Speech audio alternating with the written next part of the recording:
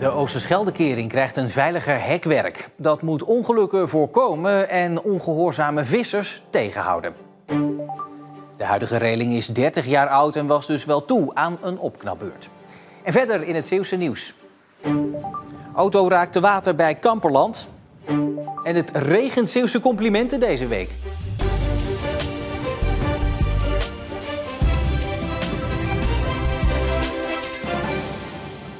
Als je er overheen bent gereden is het vast al wel opgevallen. Het nieuwe hekwerk op de Oosterscheldekering. Het is nodig om de kering veiliger te maken en om mensen die er niets te zoeken hebben buiten te houden.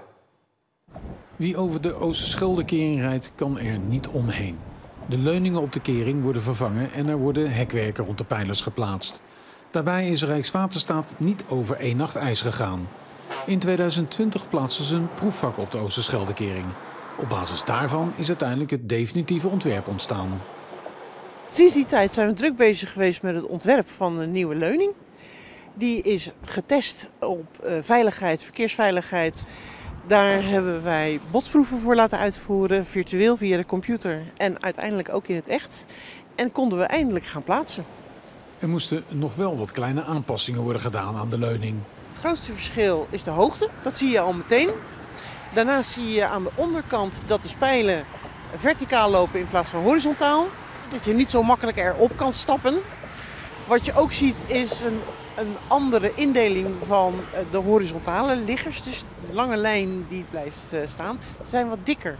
De hele leuning is wat steviger, wat dikker geworden. De grootste verandering voor het aanzicht van de kering zijn de hekwerken bij de pijlers. Die moeten voor meer veiligheid gaan zorgen. Zo konden vissers voorheen gewoon op de pijlers komen. Vissers zoeken natuurlijk altijd het mooiste plekje waar je het meeste vis vangt. Nou ja, dat willen we natuurlijk eigenlijk helemaal niet hebben. En vandaar dat we ervoor willen zorgen dat het ook bijna onmogelijk is om nog op de kering te komen als je daar niks te zoeken hebt. Maar het moet vooral veiliger worden als er onderhoud moet worden gedaan. Dat hebben ze in de jaren 70, toen die gebouwd was, in ieder geval niet bedacht.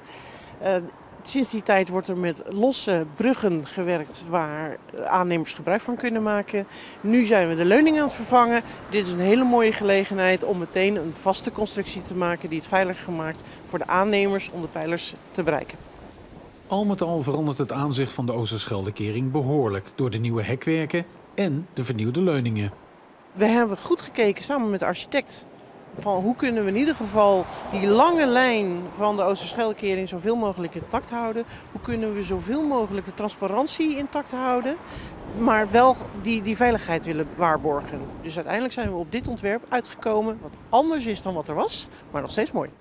Als de werkzaamheden volgens schema verlopen, zal de Oosterscheldekering in april volgend jaar een volledig nieuw aanzicht hebben gekregen. Bij Kamperland is vanmorgen een auto te water geraakt. En de automobilist, een 65-jarige man uit Dordrecht, is daarbij overleden. De politie onderzoekt nog wat er precies gebeurd is. Aanvankelijk was er sprake van meerdere personen in de auto en dus werd er met 3 duikteams en de KNRM gezocht. Maar er werd verder niemand gevonden. Vanmorgen en aan het begin van de middag reden er geen treinen in een deel van Zeeland. Beide keren door een aanrijding. Voor treinreizigers hebben de problemen op het spoor voor vertraging gezorgd.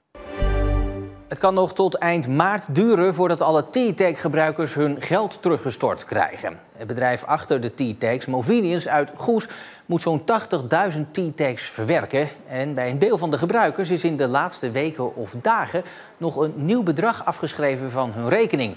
Maar ook die bedragen worden uiteindelijk gewoon verrekend met de klanten. 2025 is nog maar net begonnen, maar de provincie begint het jaar meteen met het uitdelen van 5 complimenten. Elke provinciebestuurder mag deze week een persoon of een organisatie in het zonnetje zetten. En vandaag was het de beurt aan gedeputeerde Harry van der Maas.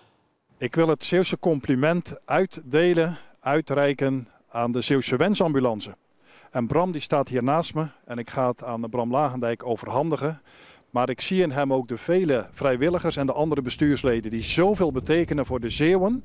Die in de laatste levensfase zijn en nog een wens hebben. Of naar hun geboortegrond, naar het strand, naar de natuur. Heel veel dank aan de stichting Zeeuwse Wensambulance. En van harte gegund dat jullie het Zeeuws compliment uitgereikt krijgen. Alsjeblieft. Dankjewel. Afgelopen jaar heeft de Zeeuwse Wensambulance 70 wensen kunnen laten uitkomen van mensen in hun laatste levensfase. Met een hele groep aan vrijwilligers die we hebben, inmiddels 50 stuks, ja, zijn we blij dat we deze waardering krijgen. Heel hartelijk bedankt daarvoor. Opnieuw waren vorig jaar traditionele kindernamen in Zeeland populairder dan in de rest van het land. Dat blijkt uit cijfers van de Sociale Verzekeringsbank. Bij jongens stond Liam weliswaar op 1, maar Johannes op de 2e plek. En landelijk staat die naam helemaal niet in de top 10. Voor meisjes geldt dat voor de naam Maria. In Zeeland staat die naam op een gedeelde 1e plek. En ook die naam is landelijk niet in de top 10 terug te vinden. In de gemeente Capelle is rond de jaarwisseling ruim €80.000 aan schade veroorzaakt door vuurwerk. De gemeente is geschrokken van dit bedrag omdat het 4 keer zo hoog is als bij de vorige jaarwisseling. Wat de gemeente opvalt is dat de helft van de schade is veroorzaakt door brand- en smeltschade die op verschillende plekken in de gemeente goed te zien is. Beachvolleyballer Dirk Boulé uit Hulst stopt met zijn sportcarrière. Hij laat weten dat hij alles heeft gegeven en dat hij een blij man is, maar dat het nu tijd is voor iets anders. Wat, dat zegt hij er trouwens niet bij. Boulé vormde duo's met verschillende sportpartners, zoals Steven van der Velde en de laatste tijd met Mees Zengers. En van beachvolleybal dan naar zaalvoetbal. Decennia lang moest je daarvoor in Terneuzen zijn bij het vermaarde indoor sokkertoernooi. Tot vorig jaar de stekker eruit werd getrokken. Maar afgelopen weekend was het gewoon als vanouds weer terug. En als het aan de organisatie ligt, zeker niet voor het laatst. Je hoort pas dat het gemist wordt op het moment dat het niet meer is. Als je het nu weer een aantal jaren doet, dan vinden ze het allemaal weer heel normaal. En als je het niet organiseert, ja, dan zeggen ze in één keer weer... jammer dat het sokker er niet meer is. En je ziet het ook wel, de toeschouwers die zijn er weer. Ploegen doen in grote getalen mee. Dus ja, er is nog draagvlak voor. En daarom wilde ik het nog eens organiseren. De magie van het indoor sokken, wat maakt het zo bijzonder? Dit is met de boarding erbij een element wat niemand gewend is. En ja, dat is een mooie mix tussen veld- en zaalvoetbal. En ja, dat doe je eigenlijk het hele jaar niet, behalve hier op het sokken. Nu is het gewoon veel kort werk, veel omschakelen. En daar ben ik al niet goed in. Maar mijn teamgenoten gelukkig wel. Dus ja, het was hard werken vandaag. Hoe is het voor jou? Vorig jaar misten we het al heel erg dat het toernooi niet doorging. Dus nu is het alleen maar mooi dat het terug is. En om het dan winnend af te sluiten is het mooiste. Dat is nog het mooiste. Ja, ik heb natuurlijk de eerste 2 finales als voetballer vast zijn skill mogen spelen. Dat zijn natuurlijk prachtige momenten om nooit te vergeten. Ik denk dat ik hier een van de weinigen was die hier 's ochtends om 9 uur al zat. En 's avonds om 9 uur werd opgehaald door mijn moeder, toen ik nog een kind was. Vroeger heeft mijn moeder loten verkocht. Nou, die haalde echt voor meer dan €1000 loten op. Ja, en nu is mijn zoon voor het eerste jaar in de organisatie. En daar ben ik toch wel een stukje trots op. Daarom ben ik er ook bij gekomen. Het werd wel steeds minder, de liefde voor het sokken.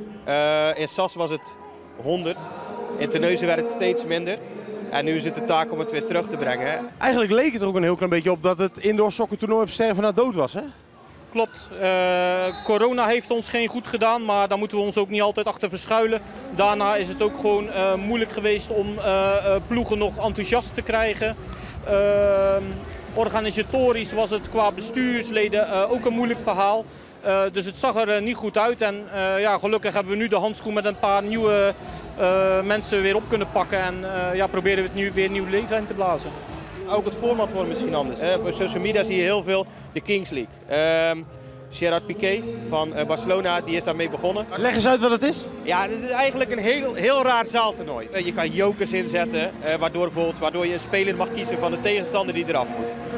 Je mag een andere kaart inzetten, waardoor de keeper 2 minuten ernaast moet. Waardoor je een penalty krijgt. De meest gekke dingen, iets in die richting, meer sfeer, meer... het publiek erbij betrekken, dat is misschien wel een idee. Je moet er allebei gas voor geven. Hè? Dus de clubs heb je nodig en de clubs hebben ons ook nodig. Dus ja, het is een samenwerking tussen clubs en organisatie. Maar ja, ik denk dat we deze editie bewijzen dat het nog wel degelijk kan. Het is zo'n mooi evenement en dat moeten we zeker behouden voor Zeeuw-Vlaanderen. Het was aan doodbloeden en nu is het weer terug. De 36e editie van het indoor sokkertoernooi werd gewonnen door voetbalvereniging Breskens. De zondag 4e klasse versloeg Steen in de finale met 5-2. En we sluiten vandaag af met iets bijzonders. In Biervliet wordt het huwelijk van Johan en Cato Verkruijsen vandaag platina. Dat betekent dat ze 70 jaar getrouwd zijn. Vorig jaar waren er in Nederland zo'n 400 echtparen 70 jaar getrouwd. En in 2025 is het de beurt aan Johan en Cato Verkruijsen. Een bijzondere dag voor deze twee, zou je denken. Eerst dan zag ik er tegenop. Later dan dacht ik, ja, het kan wel. En nu is het zover. Wat vindt u van vandaag? Ja, jammer dat zoveel wordt. Ja.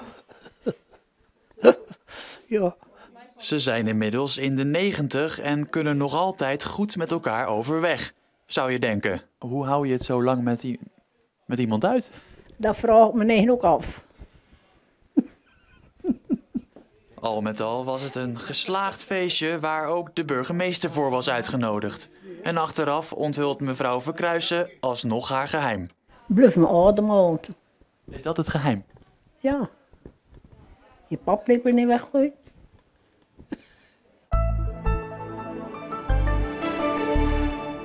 Het was een onstuimige maandag met eerst nog wel een paar redelijke opklaringen. Maar er kwamen daarna flinke buien, zware windstoten en aan zee een windkracht 8 tot 9.